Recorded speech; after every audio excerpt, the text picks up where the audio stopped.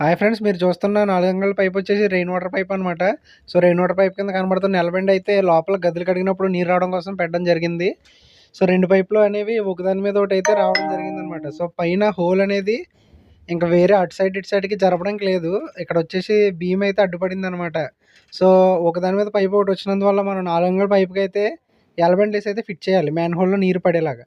కానీ 4 అంగుళాల పైప్కి ఎలబెండ్స్ యూస్ చేయడం లుక్ అయితే పోతుందనే ఉద్దేశంతో అయితే ఆ కింద ఉన్న 2.5 పైపుకి ఎలబెండ్ అయితే తీసేసి 4 అంగుళాల పైప్ని ఆ విధంగా అయితే సెట్ చేసుకుని 4 అంగుళాల పైప్కి అయితే హోల్ చేయడం జరిగిందనమాట. సో 2.5 పైప్ దూరే విధంగా హోల్ అయితే చేసాం ఫ్రెండ్స్. హోల్ ఏ విధంగా చేసాం, అదేవిధంగా ఫిట్టింగ్ ఏ విధంగా చేసాం అన్నది అయితే ఫుల్ వీడియో రిలేటెడ్లో అయితే మెన్షన్ చేయడం జరిగిందనమాట. సో ప్లే బటన్ మీద అయితే క్లిక్ చేసి మీరైతే ఫుల్ వీడియో చూడొచ్చు. అదేవిధంగా ఛానల్ అయితే ఉన్నది.